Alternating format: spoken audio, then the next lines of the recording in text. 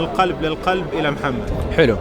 طبعا محمد بخيت لما سألوني عنه أول ما بدأ يتقدم، أول حاجة قلتها أن محمد إنسان محترم، وهذا الشيء راح يظل من عرفت محمد من 5 سنوات إلين اليوم ما شفنا من محمد إلا كل خير.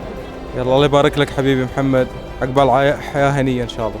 الله يبارك لمحمد ويوفقه ويكتب له البيت الصالح والذرية الصالحة. محمد بخيت وفاطمة محمد صالح، الله يبارك لكم ويوفق لكم ويمدح حياتكم بالسعادة والتوفيق يا رب. ألف مبروك وفرحنا بفرحكم، وهذه الليلة مناسبة لكم وإلى العمر وحياة هنية يا رب.